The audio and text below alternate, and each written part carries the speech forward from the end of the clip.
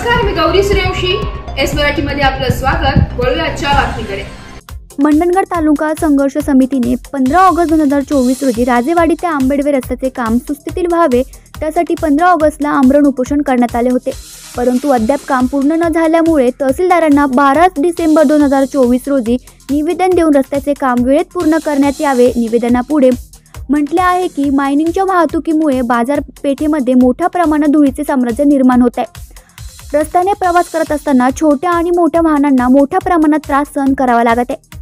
मायनिंगच्या overload गाड्यांमुळे चालू असलेल्या राष्ट्रीय महामार्गाच्या रस्त्याला तडे जात आहे. याकरिता संघर्ष समितीने मायनिंगच्या गाड्या बंद करण्याची मागणी केली आहे. असे न झाल्यास 25 डिसेंबरला हजारोच्या संख्येने जल आंदोलन करण्यात येईल असा इशारा संघर्ष समितीने अध्यक्ष अरविंद येवले यांनी दिलाय.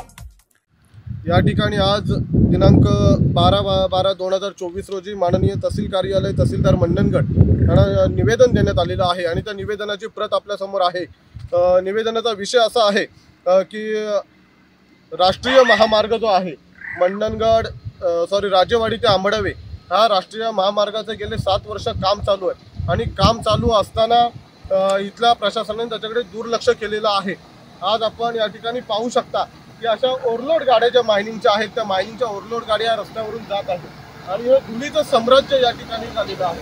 आणि या धुळीच्या साम्राज्यामुळे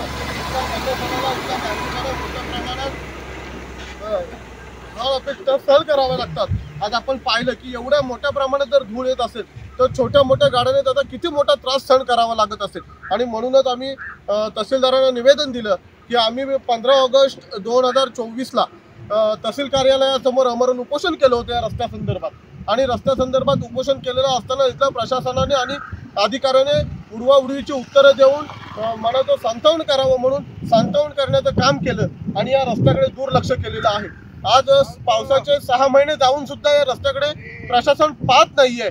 तो राष्ट्रीय महामार्गाचं ज्या पद्धतीने काम व्हायला पाहिजे ते काम होत नाहीये. इथल्या प्रशासनाने याच्याकडे तात्काळ लक्ष द्यावं जेणेकरून हा रस्ता इथल्या नागरिकांसाठी, इथल्या शेतकऱ्यांसाठी आणि इथल्या व्यावसायिकांसाठी चांगल्या प्रकारचा होईल आणि चांगल्या प्रकारचा प्रवास करता येईल. म्हणून आज आम्ही तहसीलदारांना निवेदन दिलं की या रस्त्याला पाणी मारण्यात यावं. रस्त्याची जी कामं आहे हे काम वेळेत पूर्ण व्हावं आणि जर झालं नाही तर आम्ही आमच्या पद्धतीने जो दणका द्यायचा आहे तो आम्ही इथल्या अधिकाऱ्यांना आणि प्रशासनाला नक्कीच देऊ. कारण मायनिंगचा जो विषय आहे, जो 2 नंबरचा विषय आमचा मायनिंगचा आहे आणि तो मायनिंग ही दापोलीमध्ये चालू असताना आज जी रहदारीचा रस्ता जो मंडणगड वासियांचा आहे या रहदारीच्या रस्त्यावरून मायनिंगच्या मोठमोठ्या वाहनं चाललेली आहेत आणि या वाहनांमुळे छोट्या मोठ्या वाहनांना मोठ्या प्रमाणात त्रास सहन करावा लागतो. दुचाकी असू द्या, 3 चाकी असू द्या किंवा इतर वाहनं असू द्या. आज या मायनिंगच्या गाड्यांमुळे एवढा मोठा त्रास सहन करावा लागतोय की आज जर धुळीचं प्रमाण जे आहे हे धुळीचं प्रमाण मोठ्या प्रमाणात झालेलं आहे. इथल्या व्यापाऱ्यांवरती मोठं संकट निर्भवलेलं आहे.